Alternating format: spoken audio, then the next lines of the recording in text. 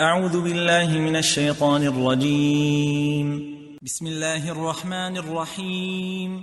ومن يقنت منكن لله ورسوله وتعمل صالحا نؤتها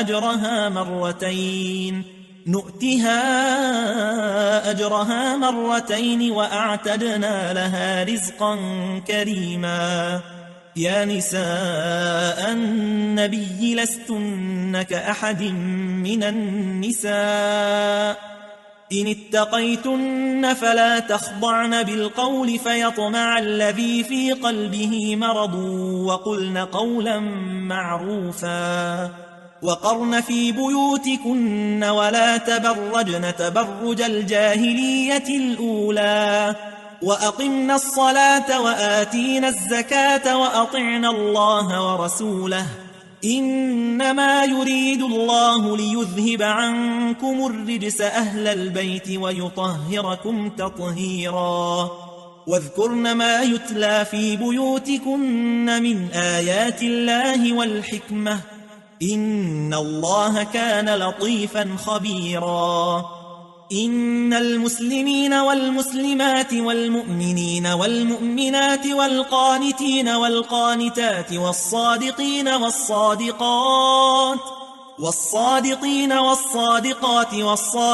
والصابرات والخاشعين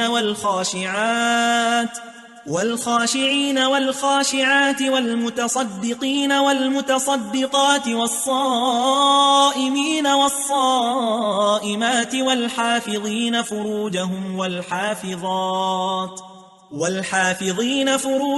والحافظات والذاكرين الله كثيرا والذاكرات أعد الله لهم مغفرة وأجرا عظيما. وما كان لمؤمن ولا مؤمنة إذا قضى الله ورسوله أمرا أن يكون لهم الخيرة من أمرهم ومن يعص الله ورسوله فقد ضل ضلالا مبينا. وإذ تقول للذي أنعم الله عليه وأنعمت عليه أمسك عليك زوجك واتق الله وتخفي في نفسك ما الله مبديه وتخشى الناس والله أحق أن تخشاه. فلما قضى زيد منها وطرا زوجناكها لكي لا يكون على المؤمنين حرج في أزواج أدعيائهم إذا قضوا منهن وطرا وكان أمر الله مفعولا. ما كان على النبي من حرج فيما فرض الله له سنة الله في الذين خلوا من قبل وكان أمر الله قدرا مقدورا. الذين يبلغون رسالات الله ويخشونه ولا يخشون أحدا إلا الله وكفى بالله حسيبا. ما كان محمد أبا أحد من رجالكم ولكن رسول الله وخاتم النبيين وكان الله بكل شيء عليما. يا أيها الذين آمنوا اذكروا الله ذكرا كثيرا وسبحوه بكرة وأصيلا. هو الذي يصلي عليكم وملائكته ليخرجكم من الظلمات إلى النور وكان بالمؤمنين رحيما. تحيتهم يوم يلقونه سلام وأعد لهم أجرا كريما. يا أيها النبي إنا أرسلناك شاهدا ومبشرا ونذيرا وداعيا إلى الله بإذنه وسراجا منيرا. وبشر المؤمنين بأن لهم من الله فضلا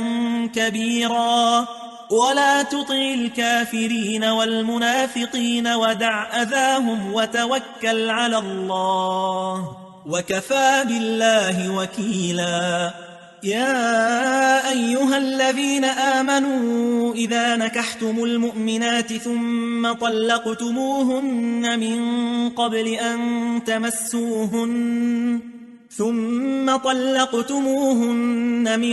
قبل أن تمسوهن فما لكم عليهن من عدة تعتدونها فمتعوهن وسرحوهن سراحا جميلا. يا أيها النبي إنا أحللنا لك أزواجك اللاتي آتيت أجورهن وما ملكت يمينك مما أفاء الله عليك وبنات عمك وبنات عماتك وبنات خالك وبنات خالاتك اللاتي هاجرن معك وامرأة مؤمنة إن وهبت نفسها للنبي إن أراد النبي أن يستنكحها خالصة لك من دون المؤمنين. قد علمنا ما فرضنا عليهم في أزواجهم وما ملكت أيمانهم لكي لا يكون عليك حرج وكان الله غفورا رحيما. ترجي من تشاء منهن وتؤوي إليك من تشاء ومن ابتغيت ممن عزلت فلا جناح عليك. ذلك أدنى أن تقر أعينهن ولا يحزن ويرضين بما آتيتهن كلهن والله يعلم ما في قلوبكم وكان الله عليما حليما. لا يحل لك النساء من بعد ولا أن تبدل بهن من أزواج ولو أعجبك حسنهن إلا ما ملكت يمينك وكان الله على كل شيء رقيبا. يا أيها الذين آمنوا لا تدخلوا بيوت النبي إلا أن يؤذن لكم إلى طعام غير ناظرين إناه ولكن إذا دعيتم فادخلوا فإذا طعمتم فانتشروا ولا مستأنسين لحديث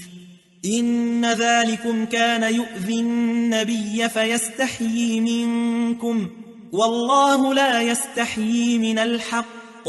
وإذا سألتموهن متاعا فاسألوهن من وراء حجاب ذلكم أطهر لقلوبكم وقلوبهن. وما كان لكم أن تؤذوا رسول الله ولا أن تنكحوا أزواجه من بعده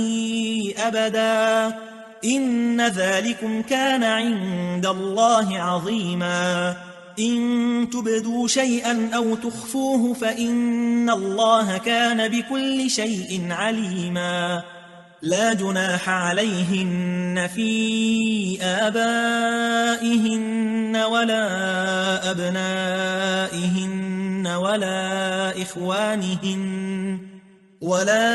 إخوانهن ولا أبناء إخوانهن ولا أبناء أخواتهن ولا نسائهن ولا ما ملكت أيمانهن واتقين الله إن الله كان على كل شيء شهيدا. إن الله وملائكته يصلون على النبي يا أيها الذين آمنوا صلوا عليه وسلموا تسليما. إن الذين يؤذون الله ورسوله لعنهم الله في الدنيا والآخرة وأعد لهم عذابا مهينا. والذين يؤذون المؤمنين والمؤمنات بغير ما اكتسبوا فقد احتملوا بهتانا وإثما مبينا. يا أيها النبي قل لأزواجك وبناتك ونساء المؤمنين يدنين عليهن من جلابيبهن ذلك أدنى أن يعرفن فلا يؤذين وكان الله غفورا رحيما. لئن لم ينته المنافقون والذين في قلوبهم مرض والمرجفون في المدينة لنغرينك بهم ثم لا يجاورونك فيها إلا قليلا ملعونين أينما ثقفوا أخذوا وقتلوا تقتيلا. سنة الله في الذين خلوا من قبل ولن تجد لسنة الله تبديلا. يسألك الناس عن الساعة قل إنما علمها عند الله وما يدريك لعل الساعة تكون قريبا. إن الله لعن الكافرين وأعد لهم سعيرا خالدين فيها أبدا لا يجدون وليا ولا نصيرا. يوم تقلب وجوههم في النار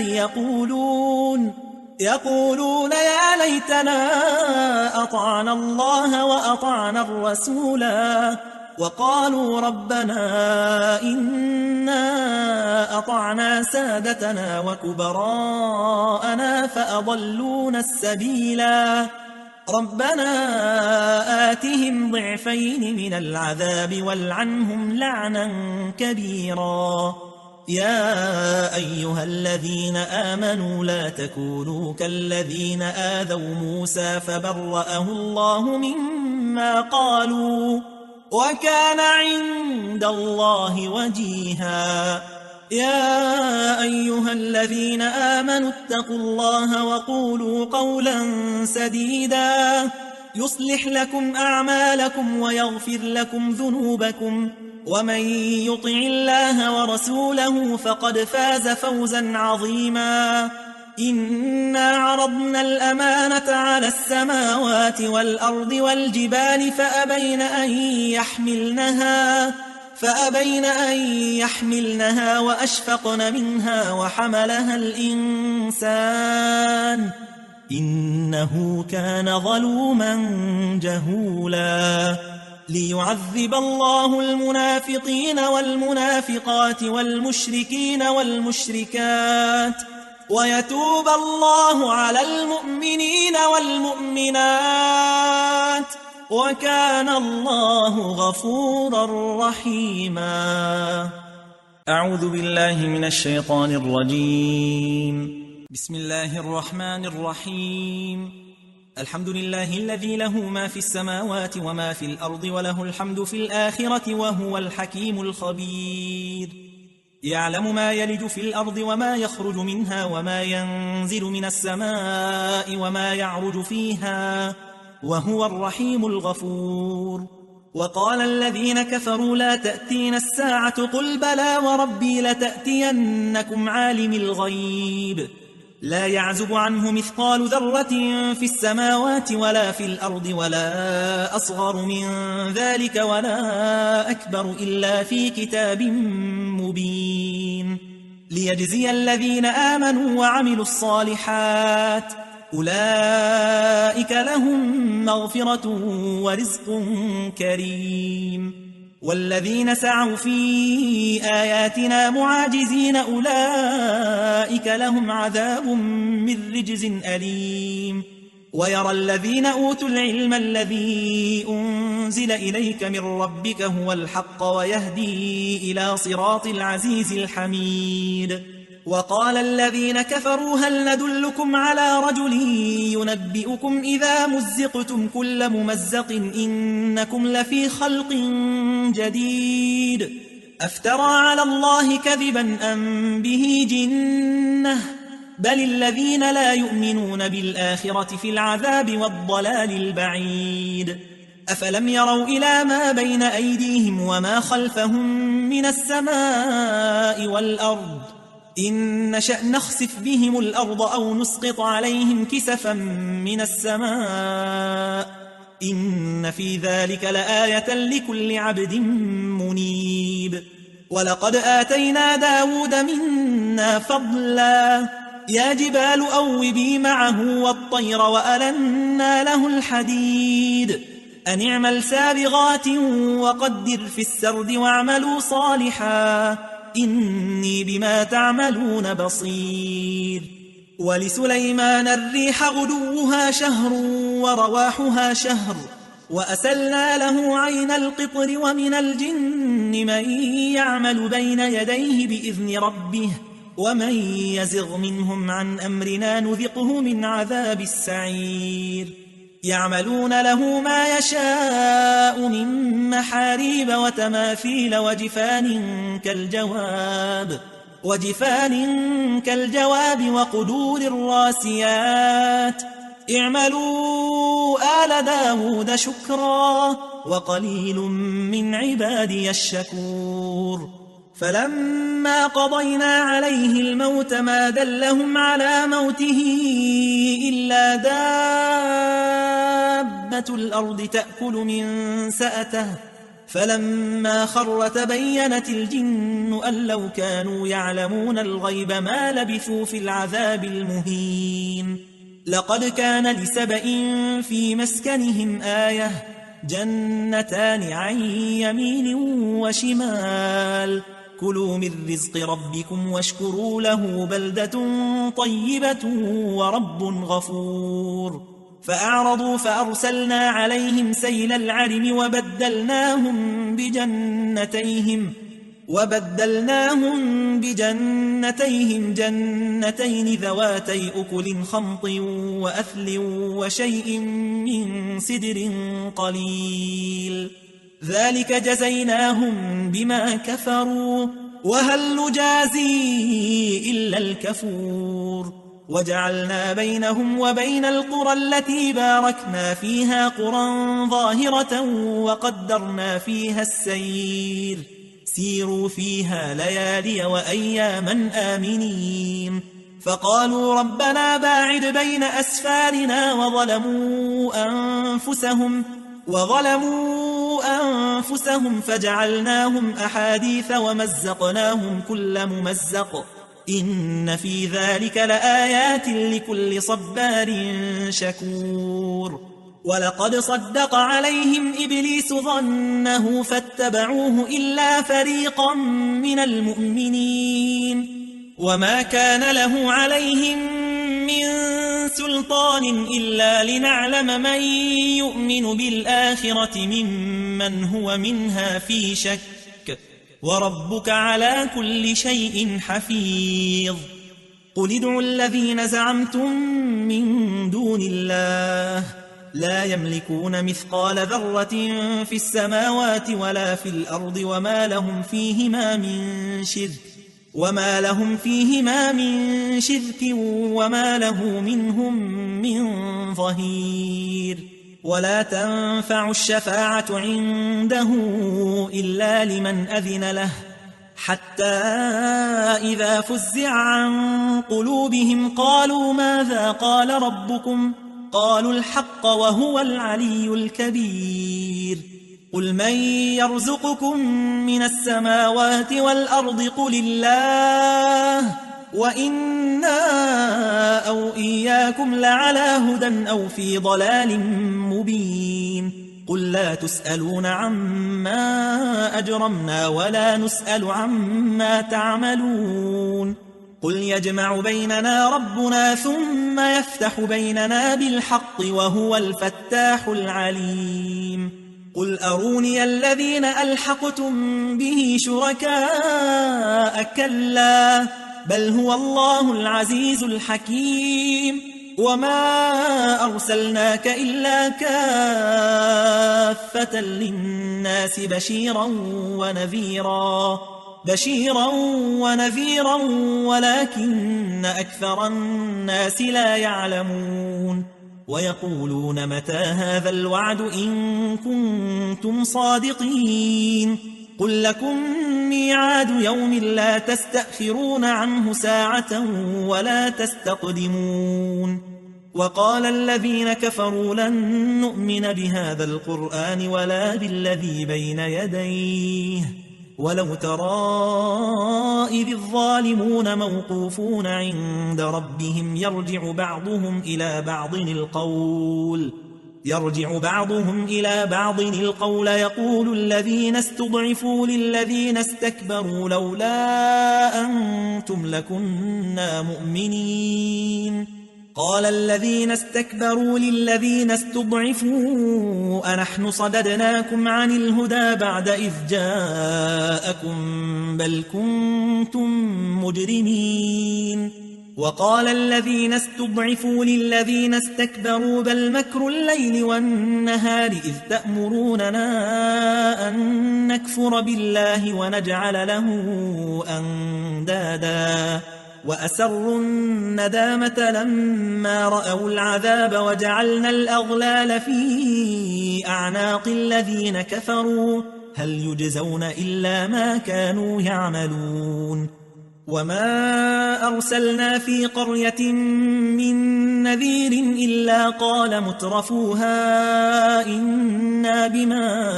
أرسلتم به كافرون وقالوا نحن أكثر أموالا وأولادا وما نحن بمعذبين قل إن ربي يبسط الرزق لمن يشاء ويقدر ولكن أكثر الناس لا يعلمون وما أموالكم ولا أولادكم بالتي تقربكم عندنا زلفى إلا من آمن وعمل صالحا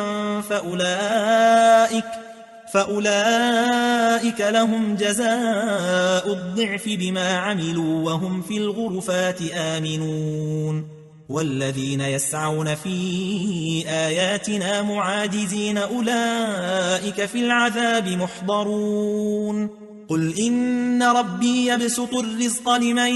يشاء من عباده ويقدر له وما أنفقتم من شيء فهو يخلفه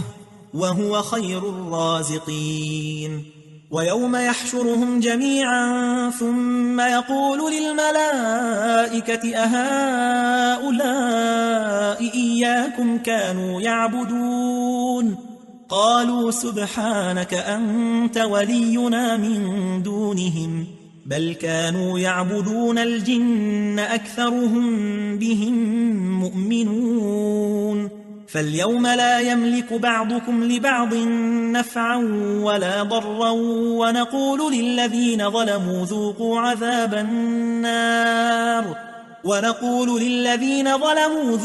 عذاب النار التي كنتم بها تكذبون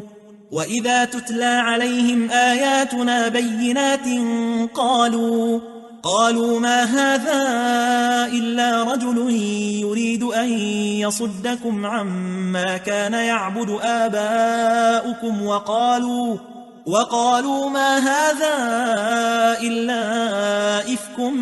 مفترى وقال الذين كفروا للحق لما جاءهم إن هذا إلا سحر مبين وما آتيناهم من كتب يدرسونها وما أرسلنا إليهم قبلك من نذير وكذب الذين من قبلهم وما بلغوا معشار ما آتيناهم فكذبوا رسلي فكيف كان نكير قل إنما أعظكم بواحدة أن تقوموا لله مثنى وفرادا ثم تتفكروا ما بصاحبكم من جنة إن هو إلا نذير لكم بين يدي عذاب شديد قل ما سألتكم من أجر فهو لكم إن أجري إلا على الله وهو على كل شيء شهيد قل إن ربي يقذف بالحق علام الغيوب قل جاء الحق وما يبدئ الباطل وما يعيد قل إن ضللت فإنما أضل على نفسي وإن اهتديت فبما يوحي إلي ربي إنه سميع قريب ولو ترى إذ فزعوا فلا فوت وأخذوا من مكان قريب وقالوا آمنا به وأنى لهم التناوش من مكان بعيد وقد كفروا به من قبل ويقذفون بالغيب من مكان بعيد وحيل بينهم وبين ما يشتهون كما فعل بأشياعهم من قبل إنهم كانوا في شك مريب. أعوذ بالله من الشيطان الرجيم. بسم الله الرحمن الرحيم. الحمد لله فاطر السماوات والأرض جاعل الملائكة رسلا أولي أجنحة مثنى وثلاث ورباع يزيد في الخلق ما يشاء إن الله على كل شيء قدير. ما يفتح الله للناس من رحمة فلا ممسك لها وما يمسك فلا مرسل له من بعده وهو العزيز الحكيم. يا أيها الناس اذكروا نعمة الله عليكم هل من خالق غير الله يرزقكم من السماء والأرض لا إله إلا هو فأنى تؤفكون. وإن يكذبوك فقد كذبت رسل من قبلك وإلى الله ترجع الأمور. يا أيها الناس إن وعد الله حق فلا تغرنكم الحياة الدنيا ولا يغرنكم بالله الغرور. إن الشيطان لكم عدو فاتخذوه عدوا إنما يدعو حزبه ليكونوا من أصحاب السعير. الذين كفروا لهم عذاب شديد والذين آمنوا وعملوا الصالحات لهم مغفرة وأجر كبير. أفمن زين له سوء عمله فرآه حسنا فإن الله يضل من يشاء ويهدي من يشاء فلا تذهب نفسك عليهم حسرات إن الله عليم بما يصنعون. والله الذي أرسل الرياح فتثير سحابا فسقناه إلى بلد ميت فأحيينا به الأرض بعد موتها كذلك النشور. من كان يريد العزة فلله العزة جميعا إليه يصعد الكلم الطيب والعمل الصالح يرفعه والذين يمكرون السيئات لهم عذاب شديد ومكر أولئك هو يبور. والله خلقكم من تراب ثم من نطفة ثم جعلكم أزواجا وما تحمل من أنثى ولا تضع إلا بعلمه وما يعمر من معمر ولا ينقص من عمره إلا في كتاب إن ذلك على الله يسير. وما يستوي البحران هذا عذب فرات سائغ شرابه وهذا ملح أجاج ومن كل تأكلون لحما طريا وتستخرجون حلية تلبسونها وترى الفلك فيه مواخر لتبتغوا من فضله ولعلكم تشكرون يولج الليل في النهار ويولج النهار في الليل وسخر الشمس والقمر كل يجري لأجل مسمى ذلكم الله ربكم له الملك والذين تدعون من دونه ما يملكون من قطمير إن تدعوهم لا يسمعوا دعاءكم ولو سمعوا ما استجابوا لكم ويوم القيامة يكفرون بشرككم ولا ينبئك مثل خبير يا أيها الناس أنتم الفقراء إلى الله والله هو الغني الحميد إن يشأ يذهبكم ويأتي بخلق جديد وما ذلك على الله بعزيز ولا تزر وازرة وزر أخرى وإن تدع مثقلة إلى حملها لا يحمل منه شيء ولو كان ذا قربى إنما تنذر الذين يخشون ربهم بالغيب وأقاموا الصلاة ومن تزكى فإنما يتزكى لنفسه وإلى الله المصير وما يستوي الأعمى والبصير ولا الظلمات ولا النور ولا الظل ولا الحرور وما يستوي الأحياء ولا الأموات إن الله يسمع من يشاء وما أنت بمسمع من في القبور إن أنت إلا نذير إنا أرسلناك بالحق بشيرا ونذيرا وإن من أمة إلا خلا فيها نذير وإن يكذبوك فقد كذب الذين من قبلهم جاءتهم رسلهم بالبينات وبالزبر وبالكتاب المنير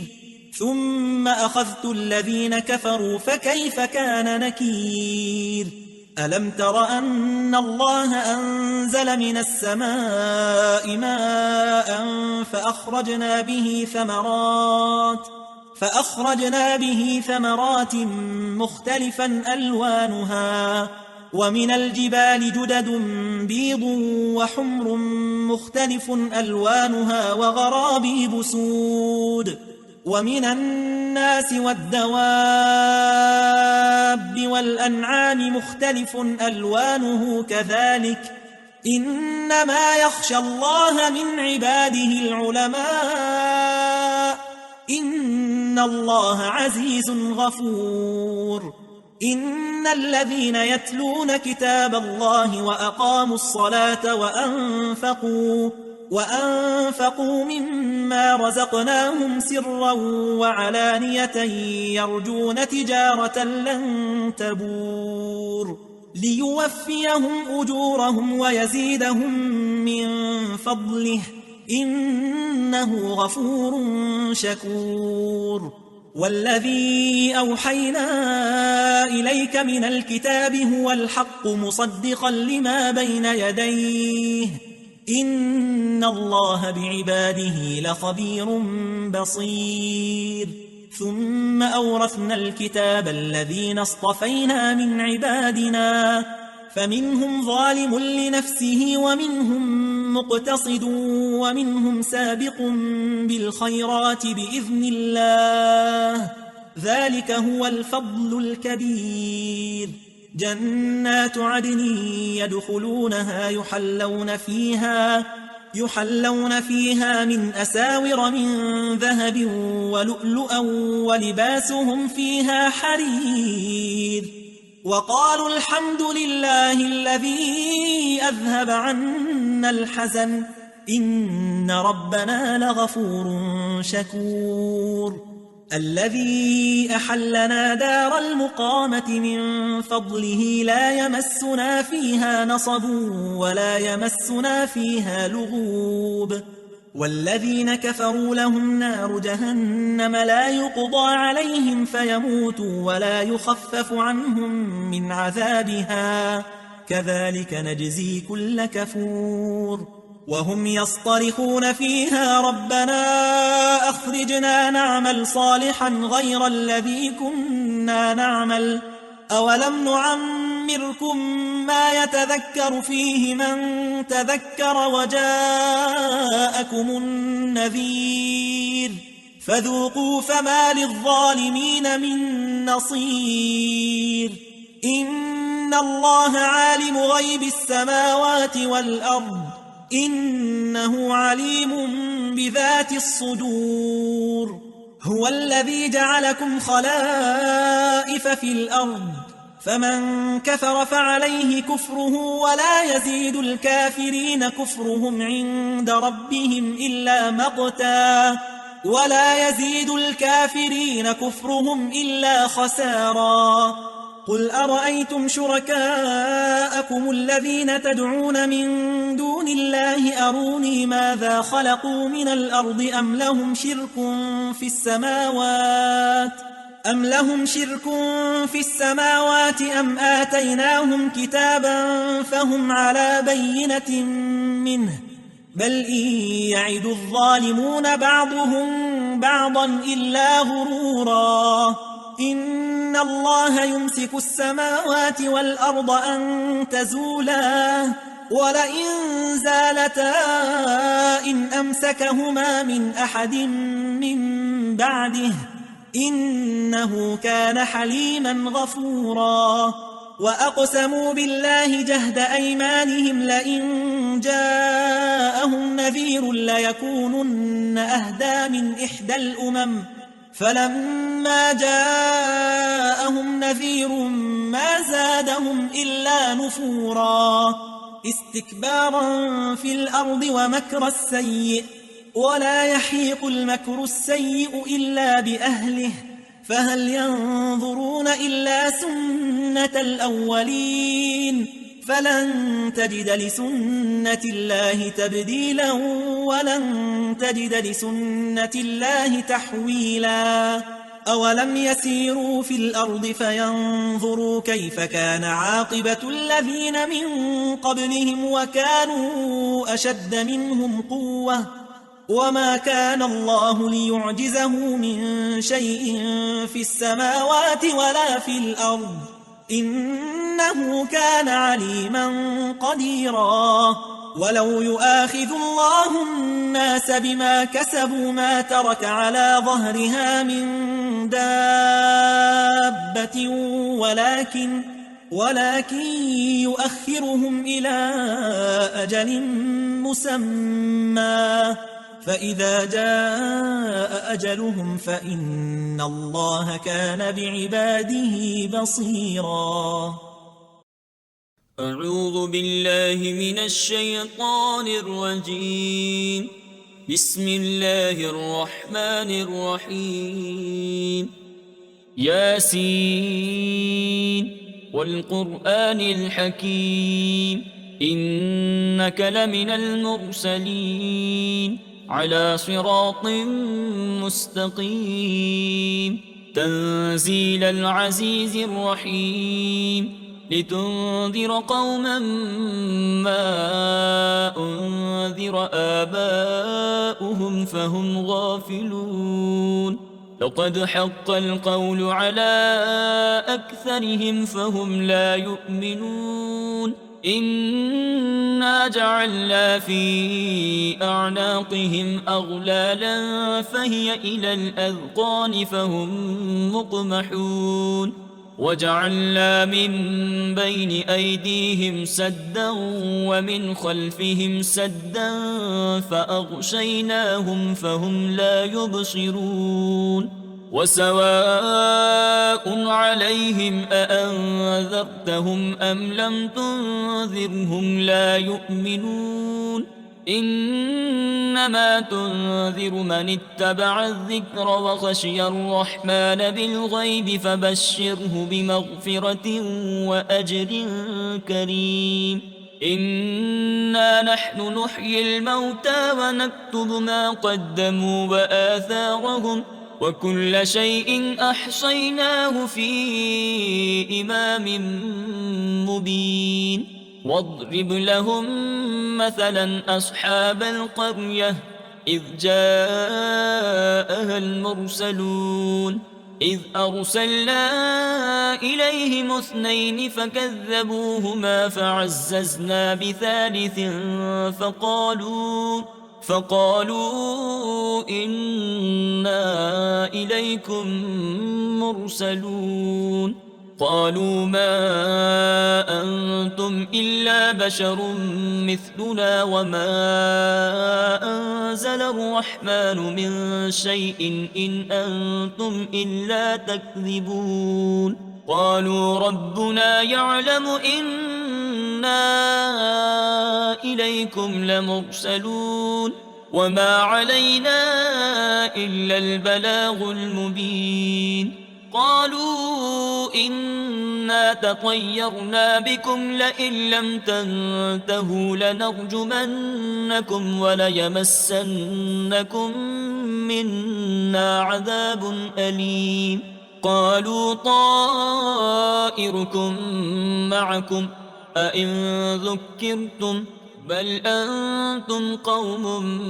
مسرفون وجاء من أقصى المدينة رجل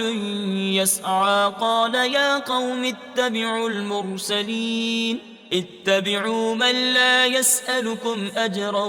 وهم مهتدون صدق الله العظيم.